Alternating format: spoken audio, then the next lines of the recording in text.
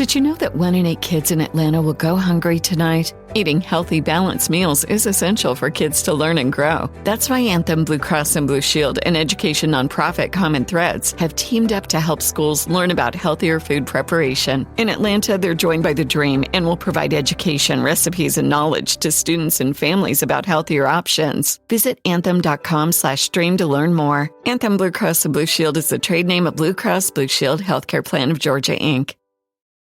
Are you ready to move your career forward? Make your comeback with Purdue Global and get college credit for your work, school, life, or military experiences. With these credits, you may have already completed up to 75% of your undergraduate degree. You've worked hard to get where you are. It's time to get the recognition you deserve and earn a degree you'll be proud of, one that employers will trust and respect. When you take the next step in your life and career, make it count with Purdue Global, Purdue's online university for working adults. Start your comeback at purdueglobal.edu.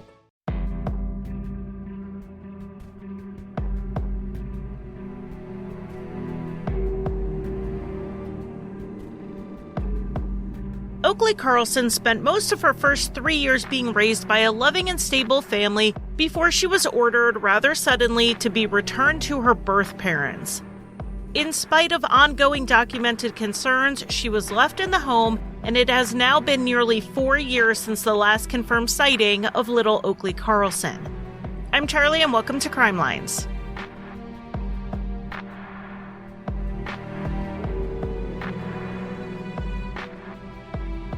Hello and welcome to Crimelines and this week's episode. Before we start, I want to thank Haley Gray with Haley Gray Research for providing the bulk of the research for this episode. She not only compiled it, but she worked with Light the Way, which is the primary advocacy group on this case, to make sure that what she had was accurate and that all the details were cleared to be made public. A major source for this episode is the Justice for Oakley website, which includes an extensive timeline. You can find links to all of this in the show notes. So with that, let's get started with Oakley Carlson. I just love her name. She was born on December 6th, 2016 to Jordan Bowers and Andrew Carlson. At the time she was born, she had 2 older half-siblings, one from each parent, and an older sister who was just about a year older than her. Something we have to get into in this episode is the family's relationship with the Department of Children, Youth, and Families, because it is at the root of a lot of the advocacy work in this case.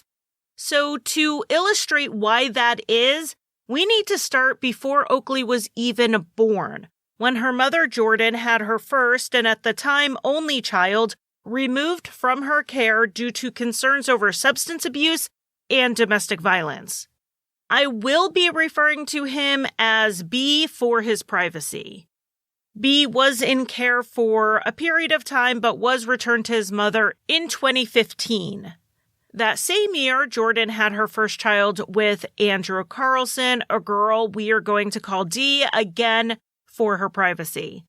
D was born with a rare condition that caused developmental delays, low vision, and required daily medication in the form of injections. The following year, Oakley was born, and at that time, their father Andrew was an officer with the Aberdeen, Washington Police Department. He had been hired right out of the academy in 2012. But 2 months after Oakley's birth, he was fired and decommissioned, according to Fox 13 News, due to making false or misleading statements. It has been referred to as a Brady offense in other reporting. Going forward, it seems like Andrew's employment was patchy. And a few months after losing his position with the police department in June of 2017, the Department of Children, Youth, and Family Services received an intake call about Jordan Bowers, claiming she had mental health issues and that she was neglecting D's medical needs. When a call like this comes in, it is screened before an investigation happens. If calls are screened in, it means there are grounds for an investigation, and if they are screened out, they basically document the call, but nothing else happens. This call was screened out, so nothing happened. But then a month later, another call came in, and this one came in as an emergency intake, stating that there was domestic violence in the home. Andrew was also suspected of using meth, and Dee was not being given her medication, according to this call. This one was screened in, which meant they investigated, and the state ended up removing Jordan's older child, B, as well as Dee and Oakley from the home. B went to go live with his father, and Dee and Oakley were sent to different foster homes. Usually, a 2-year-old and 7-month-old would not be separated if they could help it, but possibly due to Dee needing a medical foster home, they were not placed together. Someone who knew Oakley's family did reach out to their former teacher, a woman named Jamie Jo Hiles, and asked if she would be interested in fostering a 7-month-old baby. Jamie Jo and her husband Eric had been together since high school, and they always planned on having a big family, but they found themselves facing primary infertility. They tried some treatments, but they decided to put a pause on things. Infertility treatments take a toll on a family. They were taking a break until they were ready to try again. So the timing was right when they heard about Oakley needing a foster home. They worked with social services, and on September 22nd, 2017, Oakley went to live with Jamie Jo and Eric while she was getting supervised visits with Jordan and Andrew. A year passed with Oakley in foster care, and her parents still had not done what they needed to in order to regain custody. In Washington, a permanency planning hearing has to occur by that 1-year mark, even if the overall plan for reunification has not changed. But in this case, the plan did change. It went from reunification being the goal to adoption being where they were headed. This didn't mean Andrew and Jordan's parental rights were immediately terminated or that the adoption was going to be around the corner. It just meant that was the direction things were going. It certainly didn't or shouldn't have helped Andrew and Jordan's attempts at reunification when not long after this hearing, in late July 2018, Andrew was arrested for an assault on Jordan. A new charge of domestic violence in the home is never a good thing when your children are in care. In November, Andrew was ordered by the court to have an evaluation done and complete a treatment program related to domestic violence.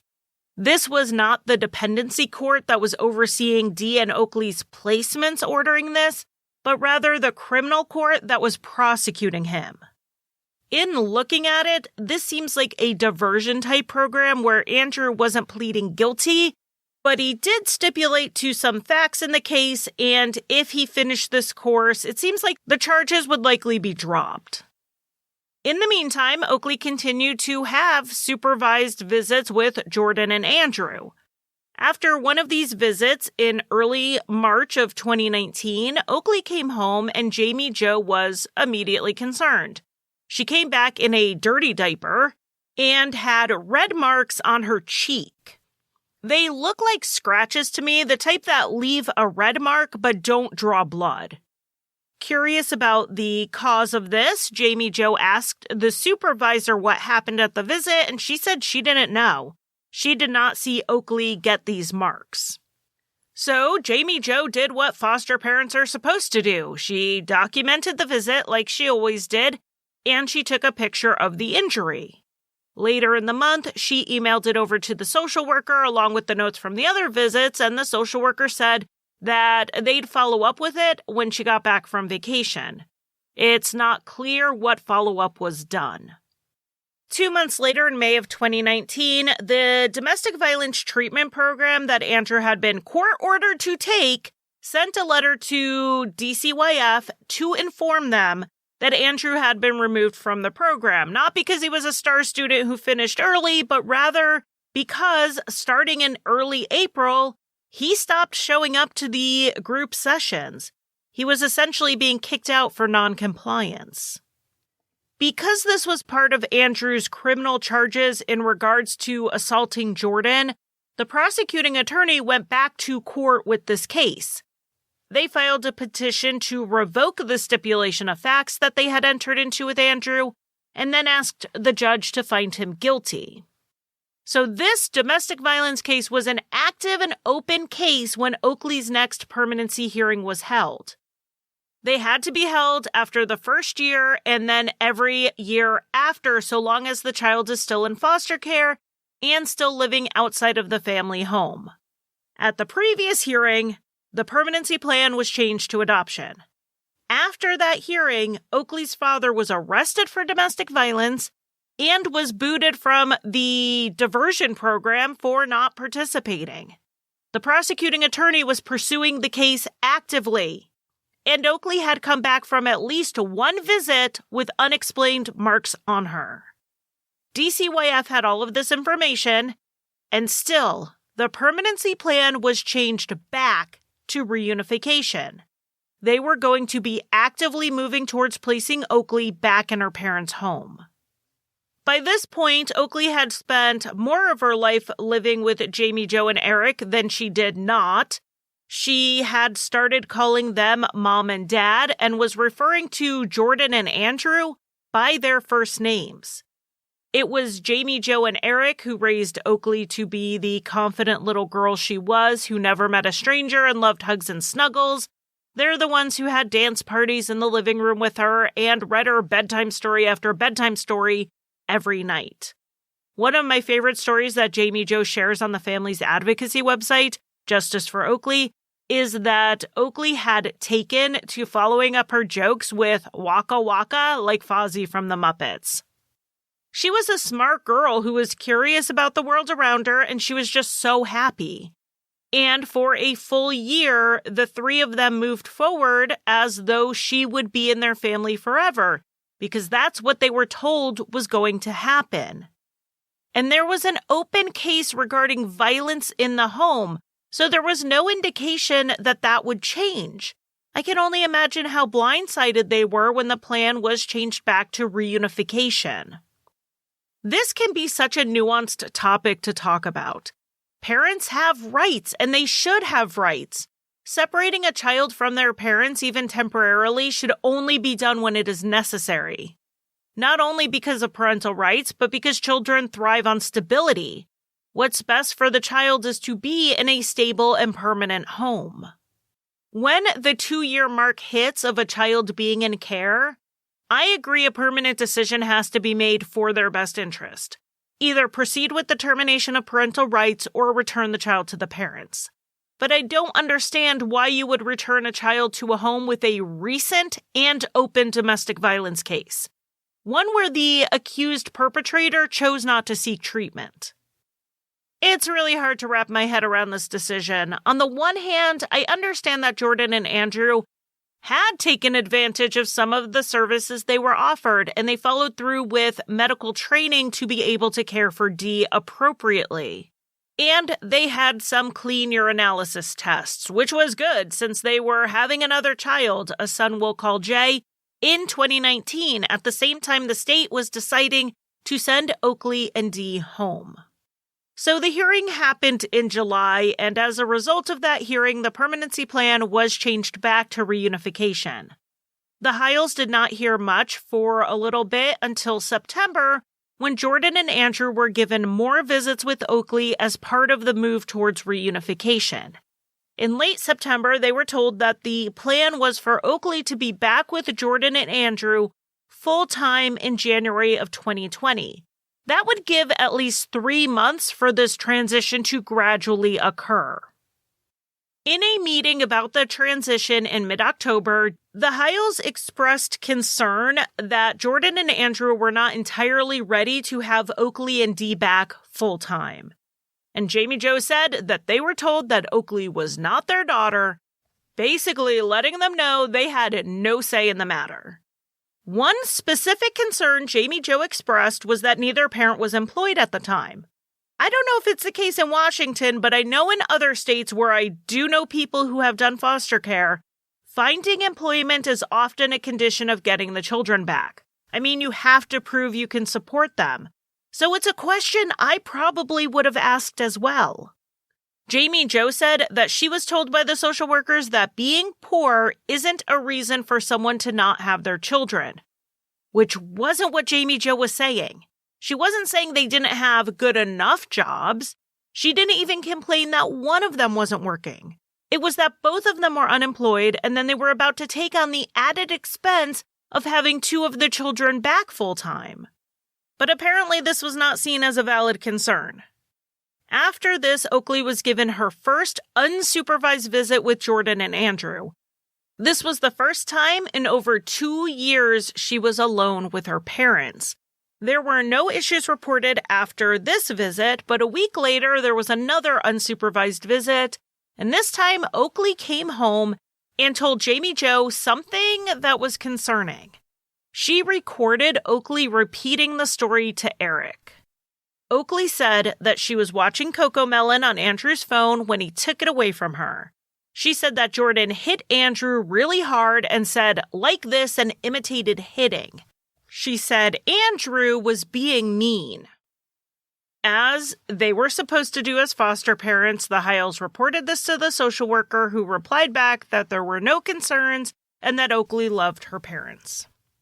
Within about a week of this, Jamie Jo was notified that Oakley was going to start having overnight visits with Jordan and Andrew. Obviously, this was a concern given what Oakley said happened at the last unsupervised visit, but the Hiles were told that not only were overnight visits beginning, they were moving up the reunification. Rather than January, they were going to return her to the family on November 29th, 2019. On November 9th, Oakley had her first overnight visit, and on the 13th, the judge in the criminal case dismissed the assault charges against Andrew. So the decision to move up the reunification date was made while those assault charges were still pending. Did they know they were going to be dismissed? Maybe. We don't know, because Eric tried to get an answer as to why they moved Oakley's move date up so much with virtually no notice and never got a response.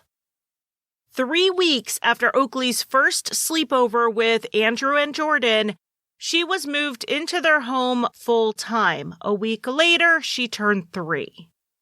And then, about 6 months after reunification, the case was closed regarding both Dee and Oakley, which meant check-ins and any supervision that was happening ended.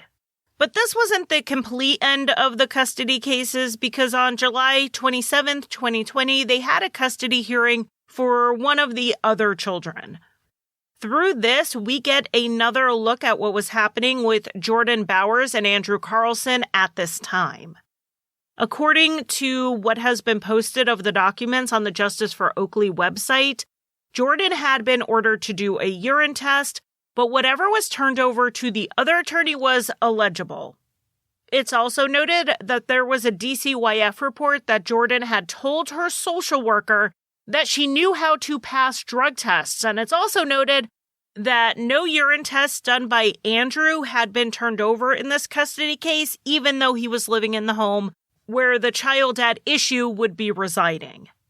Beyond that, Andrew and Jordan had reported to the Department of Social and Health Services that they had both completed court-ordered services, but the attorney on the other side of this custody dispute said they never got the documentation from the agencies who supposedly provided this treatment. We also learned through this filing that Andrew was not the only one who had a domestic violence assessment done. Jordan had done one as well. Actually, she did too. The first one stated she should take a DV treatment program for a year. So she then went and took a second one.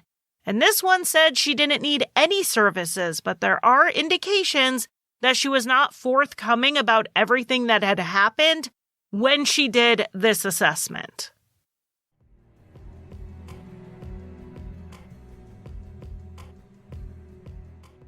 After years of fine print contracts and getting ripped off by overpriced wireless providers, if we have learned anything, it's that there's always a catch. So when I heard that all Mint Mobile wireless plans are $15 a month when you purchase a 3-month plan, I thought, what's the catch? But after talking to them, it all made sense. There isn't one. Mint Mobile's secret sauce is that they sell wireless service online.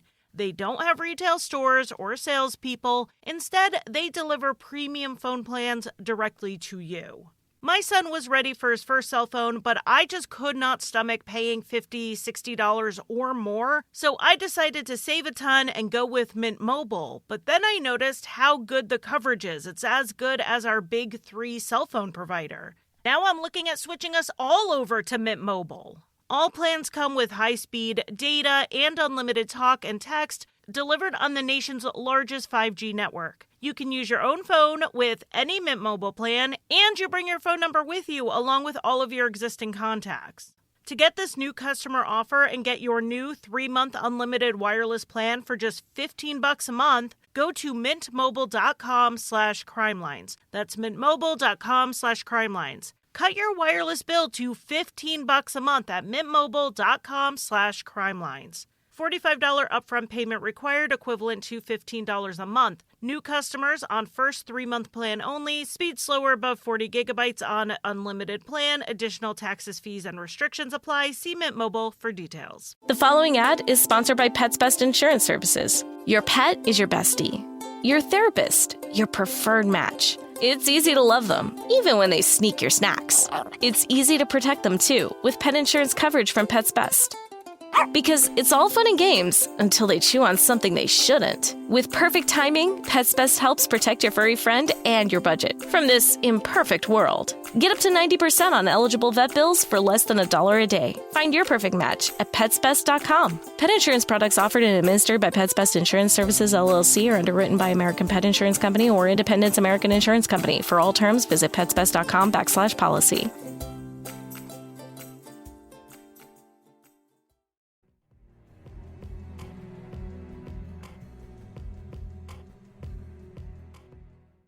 There was also concern expressed in these court documents about Dee. She had medical concerns that they were saying were not being taken care of, with Andrew and Jordan having missed one of her medical appointments that was necessary. They were even given a gas card so that they could get to the appointment since it was some distance from their house, but they never showed up. While this issue isn't directly relevant to the custody of the child they were discussing, it's not uncommon for issues with other children in the home to be brought up because it shows a pattern of neglect. And I think it's important to note here on the timeline that this custody hearing, where all of this information was being discussed, happened not even 2 months after the DCYF case was closed. And some of the information they used in it was stuff they got from DCYF, so they were fully aware of it, and most of this information was available at the time the case was closed. So there were ongoing red flags, and we have to ask at what point we're going to see these and realize that if they did not continue supervision, Oakley and her siblings were being left vulnerable to neglect and violence. What more had to happen to bring back some type of supervision? Well, keep listening. For Christmas of that year, so we're talking late 2020, the family spent time with Andrew's parents, who later said that Oakley did not look well. She was pale, she had sores or scratches on her face, and she had dark circles under her eyes. King 5 News at some point reported that the grandmother called this into Child Protective Services and they never followed up with it. And she even said that Oakley's parents had cut her off because she made that call. And though that has been widely reported and repeated, it appears it's not true that she called. This call is not documented in the evaluation on the case, which does document a number of other calls. And the advocates on this case say that this call was not made. A call that is documented came in January of 2021, a month after this Christmas visit, and it came from Jamie Jo Hiles. Though Eric and Jamie Jo did not have visits with Oakley after reunification, they still knew the people who knew the family. That's how they became her foster parents to begin with. And someone they knew who knew the family had seen photos from Christmas and noticed the dark circles under Oakley's eyes and thought that one of them looked more like a bruise. Jamie Jo had also heard that Andrew had been fired from a job recently due to drug use. So Jamie Jo consulted with the local police about what to do, But Oakley was outside of their jurisdiction, so it was suggested that she call DCYF, so Jamie Jo made the call. This call was screened in, though from what Jamie Jo has said about it, that was surprising. The intake worker practically reprimanded her for calling in secondhand information. But Jamie Jo is a teacher. In the state of Washington, that makes her a mandated reporter. I went ahead and pulled the Washington Guide for Mandated Reporters, and it says in there, if you're not sure if you should make a report, you should discuss the situation with someone else, like calling the child abuse hotline. Well, Jamie Jo called the police, and the suggestion was to call DCYF. So the law required her at that point to make the call. Like I said, this call was screened in, but it's unclear what, if anything, was done. I can't imagine that they did much of an investigation here based on what we know. Jamie Jo ended up hearing from DCYF on March 24th, 2 months after she made the call, and they asked her if she had seen Oakley or Dee, and she said she hadn't. They didn't tell her why they were asking this, but the case was then closed days later. According to the Justice for Oakley website, no social worker laid eyes on Oakley during this investigation into possible abuse against her. Andrew and Jordan refused to cooperate, and that was that. So now we have to fast forward 7 or 8 months to November of 2021. On November 6th, Andrew Carlson reported that there was a fire at their house. Not an active one, but rather that the fire occurred at 10 a.m., and he was calling it in at nearly 5 p.m. He said he wanted to report it for insurance purposes. According to him, his 4-year-old daughter, which would have been Oakley, had used a lighter to set the couch on fire, but he managed to put the fire out. The fire led to the creation of a GoFundMe for the family, and in the description of the fundraiser, it said that Jordan and Andrew got the kids out of the house and fought the fire themselves for hours because they couldn't find their cell phones to call for help. The GoFundMe stated that 3 of the kids were home at the time, though we don't know if that's accurate. But let's even say all 4 of them were home. We have children ages 9, 6, 4, and 2, with one of them being disabled, sitting outside while Andrew and Jordan used a garden hose for hours to put a fire out. The family did live on a large plot of land, 300 acres, so it's not like a neighbor was right around the corner and there were no passerbys, so it makes sense why they couldn't wave someone down, but I just can't imagine leaving all of those kids outside for hours and neither Jordan nor Andrew prioritized getting help. To me, it sounds like they didn't want authorities in their home. The fire definitely happened and there was damage to the house. Someone from the insurance company told the family it was not safe to stay in that house, but we know they did for at least a few weeks before moving into an extended stay hotel. As this was a small community, the principal at the school Dee attended, a woman named Jessica, heard about the fire and brought some things out to the house on November 10th. She was there for about 45 minutes chatting, and when she asked where Oakley was, they told her that Oakley was in her room for the whole 45 minutes. Meanwhile, Jamie Jo and Eric, who were still keeping an eye on Oakley from afar, heard about the fire and that the family was still living in the house even though it was deemed unsafe. So Jamie Jo emailed the social workers to make them aware of this and to let them know that she would be calling it in to CPS, which she did the next day. They did not respond to her. Jamie Jo has said in at least one interview that I have seen that she understood that they didn't have to respond to her at this point. But you would hope they would reach out with follow-up questions or at least start investigating, which we know they weren't. There were actually 3 referrals to DCYF in regards to the family in 2 days in November. It's possible they're counting the email and the call from Jamie Jo as 2 of those. That still means there was someone else who contacted them with concerns about the living conditions of the home after the fire. And all 3 of these referrals were screened out. 3 calls about the same thing from at least 2 different people were screened out and not investigated. Then on November 24th, the principal, Jessica, went back to the house to drop off more donations, But she wasn't there that long this time, about 5 minutes or so. She saw all of the other children, but again, she did not see Oakley. In the meantime, Jessica had some teachers at school raise concerns about what was going on in the Carlson home, but no one seemed to have any specific things they could point to, so Jessica invited Dee over to her house for a sleepover with her own daughter on Saturday, December 4th. While Dee was over, she made a comment about how one of her siblings just followed her around all the time, a usual sister complaint. Jessica asked if Oakley does that too, and Dee said something to the effect of, "There is no Oakley." Then Dee started getting upset as Jessica asked what she meant. She was curled up on the couch crying and shaking, so Jessica just focused on calming her down. Dee spent the night as planned, and then the next morning, Jessica brought up Oakley again, just by asking if Oakley still lived at her house. And Dee said no. She said Oakley went back to her foster family because she was so bad. Jessica had no knowledge of this happening, and usually big changes in a family unit like that are reported to the school. So Jessica called the sheriff and asked what he knew about this. They confirmed that as far as they knew, Oakley was not in foster care.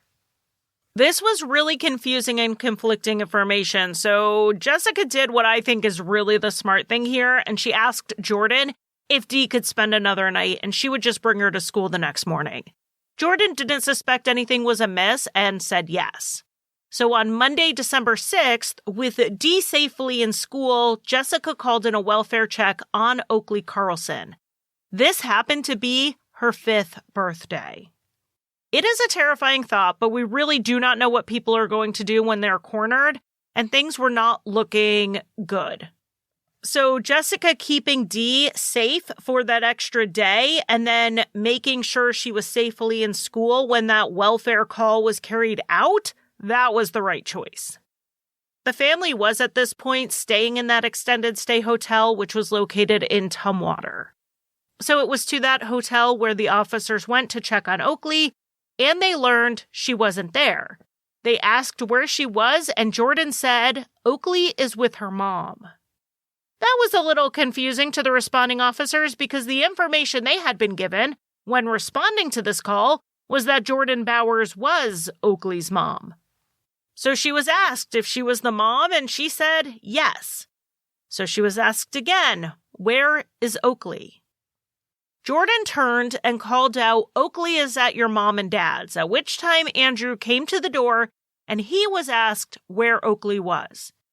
He didn't answer until he was asked a second time, and he said that Oakley was with his dad, but he denied having his dad's phone number and said he didn't know his dad's address either. I mean, it's hard to believe that you don't know where your dad lives and you don't have his phone number, but even harder to believe that all of those things are true and you left your child there.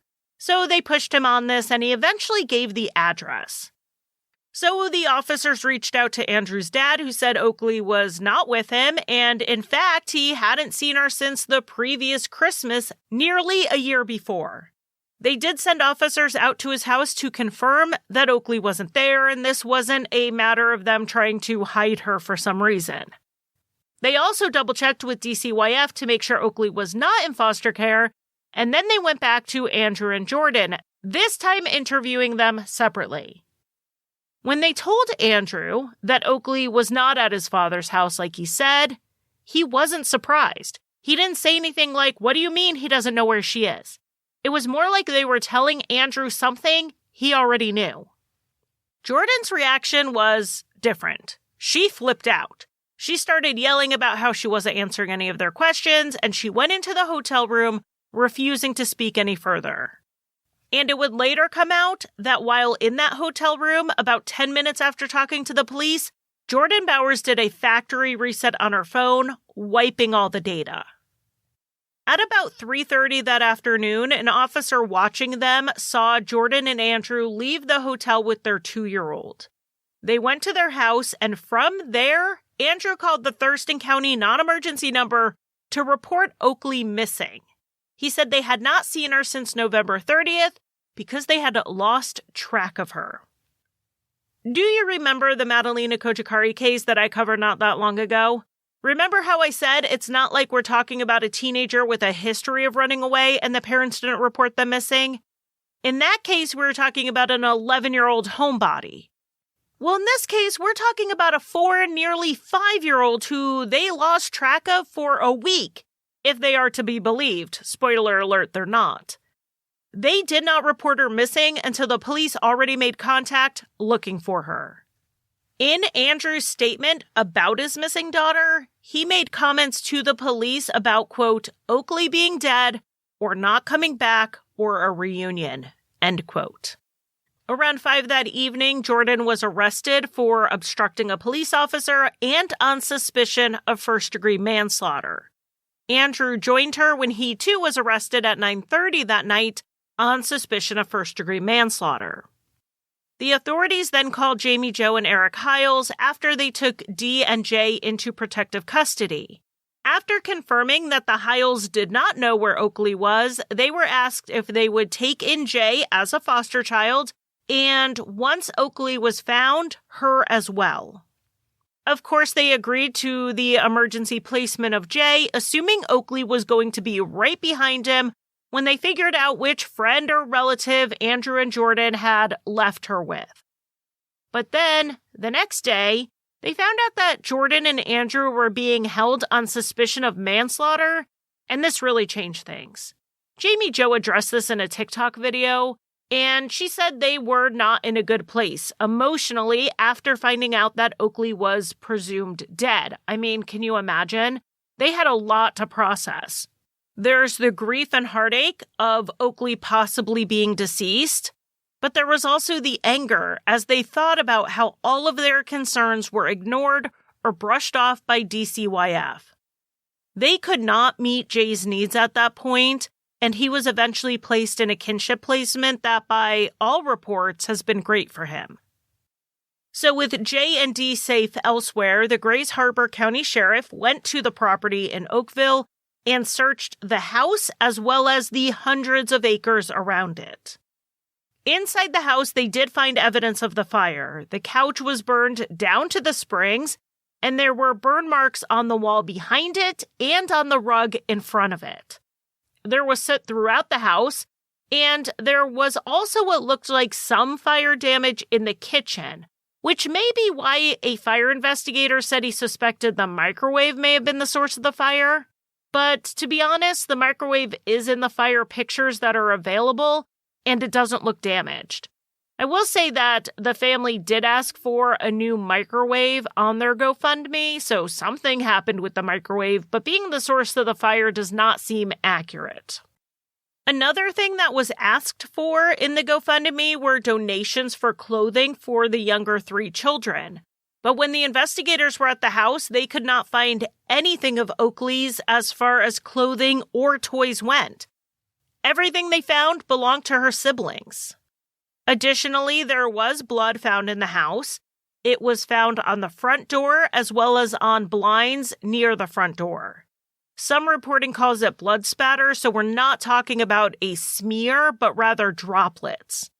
There was also a handprint on the wall in the downstairs hallway, and when this was first reported, the authorities confirmed that they were DNA testing these samples. From what I can tell, that is all they've publicly released about it. Another angle the investigators took was to interview Oakley's siblings. It's important interviews with children be handled by professionals because they are so susceptible to what they're being told, and they can be led in the wrong direction just too easily. And it sounds like these interviews were forensic interviews done by a trained professional. When they interviewed Dee, she initially told them that she did not have a sister. Later on, she said that Oakley was her sister, but she hadn't seen her in a long time. Now, what does a long time mean to a 6-year-old? That's anyone's guess. She also said that Oakley was both under their mother's bed and in the woods. Then Dee said that her mom told her not to talk about Oakley and that Oakley had gone into the woods and was eaten by wolves. She was asked about Oakley getting hurt, and Dee started crying, saying that their mother hurt Oakley and that Oakley and Jay were not safe with Jordan. Oakley's brother was interviewed as well, and according to the documents, he said that he remembered everyone being home at the time of the fire, which was a contradiction to what the family said in the GoFundMe that only 3 children were home. But regardless, the brother said that Oakley was there but didn't make it outside. He also said he saw his mother hit Oakley and the 2-year-old with a belt, and that Oakley was kept in a locked, quote, cell under the stairs, likely referring to the closet or cupboard there.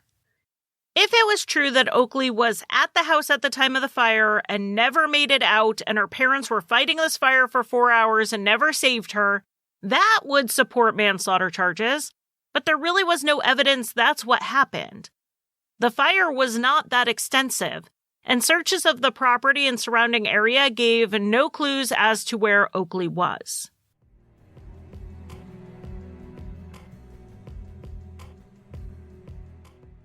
The following ad is sponsored by Pets Best Insurance Services. Your pet is your bestie. Your therapist, your preferred match. It's easy to love them, even when they sneak your snacks. It's easy to protect them, too, with pet insurance coverage from Pets Best. Because it's all fun and games until they chew on something they shouldn't. With perfect timing, Pets Best helps protect your furry friend and your budget from this imperfect world. Get up to 90% on eligible vet bills for less than $1 a day. Find your perfect match at PetsBest.com. Pet insurance products offered and administered by Pets Best Insurance Services, LLC are underwritten by American Pet Insurance Company or Independence American Insurance Company. For all terms, visit PetsBest.com/policy. This is it. Your moment. This is your time to make your comeback with Purdue Global. When you come back with a Purdue Global degree, you create opportunity for yourself, your family, and your future. It's a degree you can be proud of, a degree that employers will trust and respect. Purdue Global offers working adults like you over 175 flexible degree programs to meet your specific career goals. These include associate, bachelor's, master's, and doctoral degrees and certificates. Purdue Global degree programs range from nursing to business to communication and more. Whatever your interest, we have the degree that will move you forward. You have the knowledge, you have the experience. Now it's time to get credit for the work you've done and earn the recognition you deserve with Purdue Global, Purdue's online university for working adults. You know you're worth it. We do too. So don't wait another second to get the degree that will take your career to the next level. Start your comeback today at purdueglobal.edu.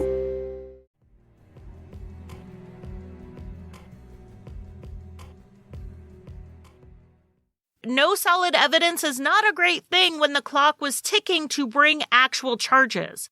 They could only hold Jordan and Andrew for 72 hours, and then they needed to have facts to back up their case for manslaughter.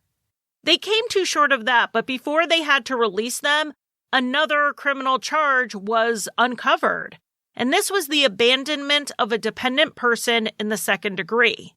And that person was not Oakley, it was Dee. What happened was that Dee arrived at the foster home after her parents were taken into custody, and like any foster parent would do, they asked about her health. What medications was she on? What are her therapies, her doctor's names, all of that. And that's when they learned that Dee was not being given her medication. In fact, the family didn't even have it at the house or the hotel where they were staying. If you remember, this was a daily injectable medication that Dee needed. It was one of the issues when Dee and Oakley were removed from the house the first time, and the parents were even required to take training on Dee's medical needs and medication administration before they could get custody back. Jordan and Andrew got the girls back in late November 2019. The state closed their case in early June 2020. And the last time Jordan or Andrew filled that prescription, August of 2020. They made it a whole 3 months after DCYF stopped watching them before they began to medically neglect Dee. Again.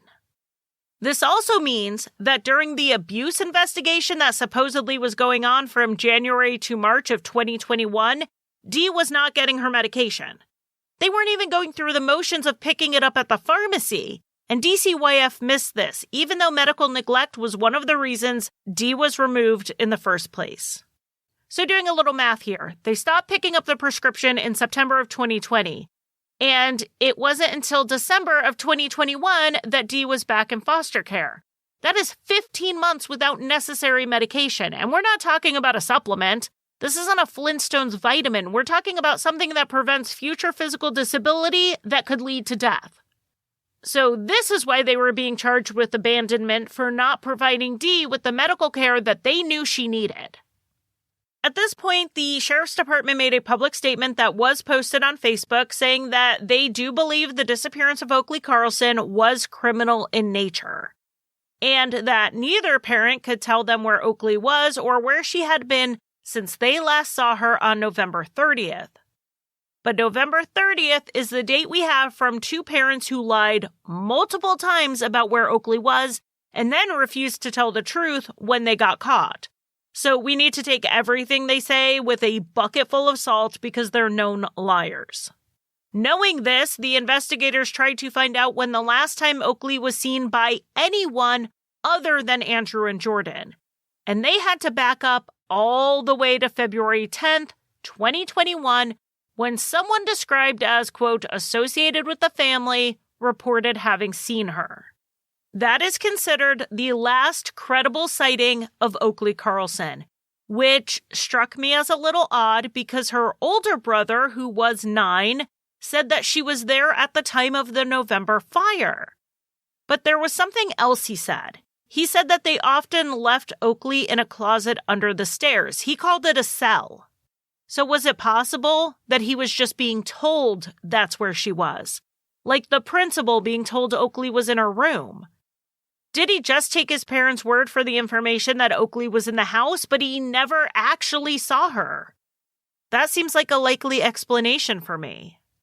It's absolutely heartbreaking to think that he was used to not seeing Oakley because of how often they left her under the stairs. He may truly not know when he last saw her physically. The abuse these kids witnessed and experienced is overwhelming. More has come out after they were taken from the home, and it's clear that Oakley was refused food, and she was physically and emotionally abused in this home. And it was clear that Oakley had been gone long before she was reported missing, and probably well before the fire. Jordan and Andrew made their first court appearances on December 30th, and there were demonstrators outside the courthouse demanding answers as to what happened to Oakley. These types of protests would help keep this case in the national news. During this first hearing, the prosecutor did bring up Oakley. Of course, these charges were for neglecting Dee, and if this went to trial, Oakley might be excluded from being mentioned at all. But at hearings like this between the prosecutor, the defense, and the judge, they can bring up pretty much whatever they want. And the fact that these two people knew what happened to their missing, now 5-year-old, and refused to say, spoke to the type of people they were. And it spoke to the type of parents they were. And it also spoke to the motivation they had in possibly fleeing the jurisdiction if they were given bond. The judge then ordered them held on $150,000 each. Then, less than a month later, we learned more about what was happening in that house when on January 20th, 2022, additional charges were added. When the two kids were taken into foster care in December, they were given a hair follicle drug test, which would show exposure to drugs over the last 3 months. Both had been exposed to a significant amount of methamphetamines, with at least one of them likely having ingested it. So Andrew and Jordan had some added charges of endangerment with a controlled substance. Another protest was held outside the county jail where both Andrew and Jordan were being held, and the chants were saying things like, "Make her talk," in reference to Jordan, and "Tell us where Oakley is." The support behind the Justice for Oakley movement showed that this was not going to get swept under the rug. While the police were investigating the criminal side of it, people like Jamie Jo and Eric Hiles and the missing persons advocacy group Light the Way decided to put pressure on the system that allowed this to happen in the first place.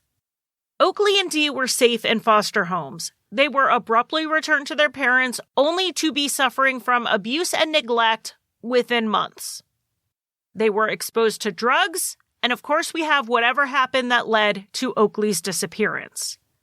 So Jamie Jo filed a formal complaint on Oakley's behalf with the Washington Office of Family and Children Ombuds.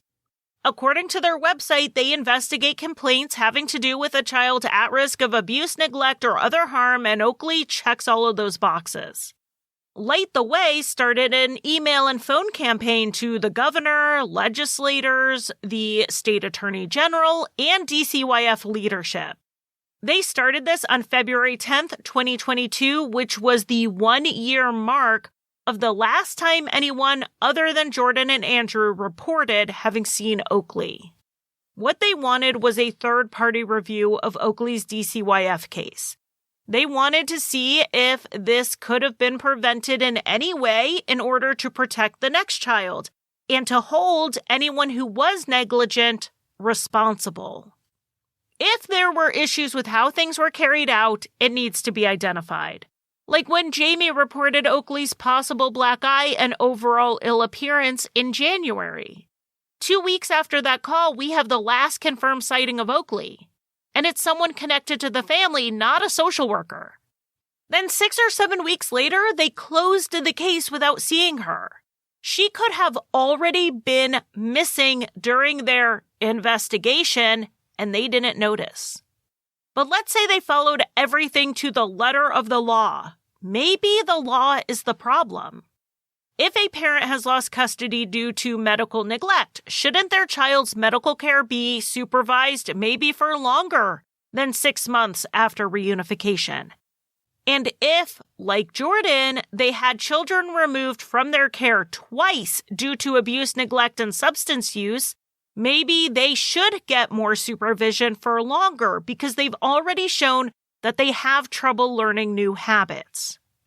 I mean, it's clear why the Hiles and Light the Way and other advocates pushed for a review of this case while the criminal charges against Andrew Carlson and Jordan Bowers were making their way through the courts. Andrew ended up making a plea deal first. On March 14th, 2022, Andrew pleaded guilty to 2 counts of endangerment with a controlled substance, and the charge related to neglecting Dee's medical needs was dropped. When he was sentenced, the judge told him that it's a father's job to protect their children, and he had failed. He was sentenced to the maximum of 12 months in jail with 3 months credit for time served. In early April, Jordan requested phone visits with her children. Oakley's name was on the list, even though Jordan was refusing to say where she was. The judge denied Jordan's request to talk to any of her children, saying it was not in their best interest.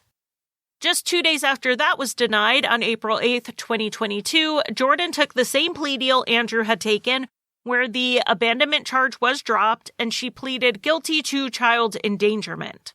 She had negotiated with the state to an agreed-upon 15-month sentence.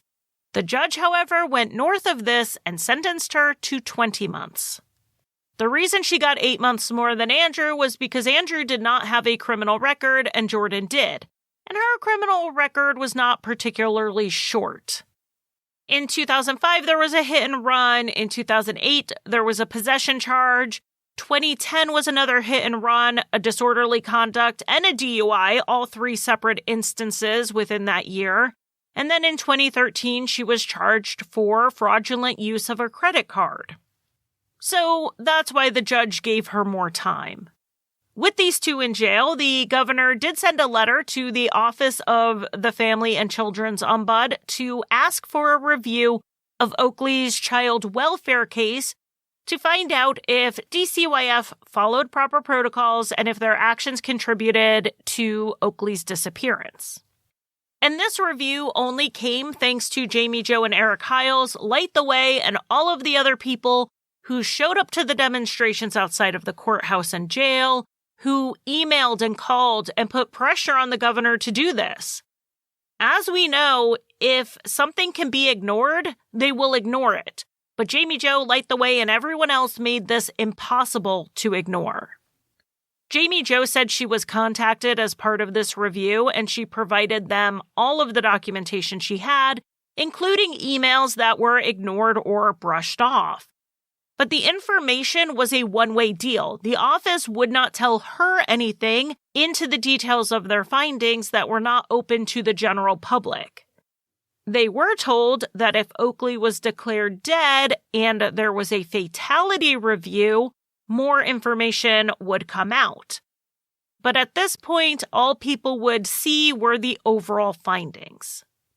Andrew Carlson was then released from jail on August 3rd, having served 8 months of his 12-month sentence, and then a month later, the Office and Family of Children Ombuds released their report that pretty much cleared DCYF of any wrongdoing in Oakley's case. They said the department's actions and conduct in the case were consistent with laws, policies, and court orders. The area of improvement they identified was in preserving the parent-child bond while a child is in care. A reunification plan shouldn't only be focused on compliance with services, the checkbox list of things a parent is told to do. It should also address issues with attachment between the parent and the child. So basically, they took one part of the process, the reunification, and found that it needed improvement there. But the question in this case isn't about if Jordan and Andrew got enough visits or meaningful enough visits with their children. The question for Oakley and her siblings is if reunification was coming at the cost of protecting them, because protecting children should be the top priority. And that applies when we're talking about Child Protective Services overstepping. Like during the 60s scoop when Indigenous children were being removed without solid cause and given no path to reunification. And it should also apply when we're talking about instances where it appears Child Protective Services are under-responding. Like when Jordan Bowers and Andrew Carlson had their case closed 6 months after reunification, even though there were continuing concerns. So as for the updates with Jordan, she was released on January 15th, 2023, and barely took a full breath of fresh air when she was placed under arrest again. The state had filed charges against her for identity theft. This was uncovered during the investigation into Oakley's disappearance. After Jordan and Andrew had checked out of that hotel room, the staff there found that the toilet was clogged. In clearing it, they pulled out a credit card. The problem persisted, so they had to take the toilet off and snake the drain, only to pull out 2 more credit cards. None of the names on the cards were people who stayed at the hotel, but they were all people connected to Jordan Bowers. So based on what has been made public, Jordan would quote-unquote help people she knew set up accounts as they claimed unemployment during the pandemic. But what she would do was divert the money into an account she controlled. And it seems a lot of the money went to fund gambling and/or drugs. The reason I'm highlighting the specifics of who she targeted is because I think it's important to the type of person she is. Jordan purposely stole from people who were already unemployed and already struggling. A 4th victim was later identified as they continued this investigation, so she didn't do it to 1, 2, or 3 people. She did it to 4 people who were vulnerable, who she knew. Between the descriptions of abuse that have come from that home and the people Jordan targeted for theft, I don't think any vulnerable person is safe around this woman. With these identity theft charges, there were some delays in getting it to trial, and it looked like the state and defense were trying to hammer out a plea deal. I can't imagine Jordan wanted to go to trial because who knows what would come out, but she also didn't want to accept the sentence recommendation that the state was offering. So the state said, okay, let's go to trial. And then the day before the trial was to start, on July 24th, 2023, Jordan pleaded guilty with a recommended sentence of 3 years in prison, 12 months of supervised release, and she would have to pay restitution. The judge accepted the plea deal, but when sentencing came around, she deviated from the sentence recommendation and sentenced Jordan to 43 months, 7 months longer than she agreed to. The judge explained this by saying that Jordan not only targeted vulnerable victims, she had not taken responsibility in any meaningful way. As of this recording in December of 2024, Jordan Bowers is still incarcerated, and both she and Andrew Carlson refused to say what happened to Oakley. Though there are some, like at least one victim of Jordan's identity theft scheme, who think Jordan may have sold Oakley to fuel her gambling addiction, the investigators have not found any evidence of that. The evidence they have, which includes things that have not been made public, lead them to believe that Oakley is deceased. While there is always hope that isn't true, what the investigators need from people right now to figure this out is information on the timeline. I've been told the investigators on this case are working diligently on it, and it is very much still an active investigation. And something they need from the public is to speak with anyone who saw Oakley at all in 2021. The last confirmed sighting is February 10th, and being able to narrow down when whatever happened to Oakley happened, they need to refine that date. It's unlikely Oakley was alive after the fire on November 6th, so this is the in-between space that they are trying to narrow down when Oakley actually went missing. At the time Oakley Carlson went missing, she was 4 years old, and she was reported missing on her 5th birthday. She has brown hair and brown eyes, and she would have just celebrated her 8th birthday. Anyone with information is asked to call 360-964-1729 or call Crime Stoppers at 800-222-8477, and I will leave these in the show notes. But beyond the criminal investigation, the reason I got into the details of Oakley's time in foster care and this timeline is because Jamie Jo Eric and the other advocates on this case see the failings of DCYF in how they handled reunification, supervision, and follow-up calls expressing concerns. And you can't fix a problem that you don't identify. If you agree there needs to be a second, truly independent review of how Oakley's dependency case was handled, there is a change.org petition in my show notes. Signing these petitions, as we've talked about before, tells those in power that we are paying attention, and this is something the general public wants to see happen. A review of what happened to Oakley could make a real impact for children in similar situations. I'm also going to encourage you to join the Oakley Carlson Facebook group if you want to follow the developments in this case. The advocacy side and the criminal case are continuing, and there is regularly movement on both fronts, so that is the best place to keep up with all of the new information. Check out my show notes for tons of phone numbers, links, and everything else you need. It's through changing the system that Jamie Jo can honor Oakley's legacy. So I want to close with part of a letter Jamie Jo wrote to Oakley and published on the Justice for Oakley website. Quote, "If I could mail this letter to you, I'd want you to know that you are making waves and that so many people are taking action. People in our little town, our state, and around the world know who you are and are thinking of you, praying for you, and doing everything in their power to make sure you're found and that this doesn't happen again. I knew that you'd be influential someday. I just wish it wasn't breaking our hearts in the process. Thank you for loving us, and I promise you that we will do everything we can to bring you justice and to protect your siblings. Love, your mama."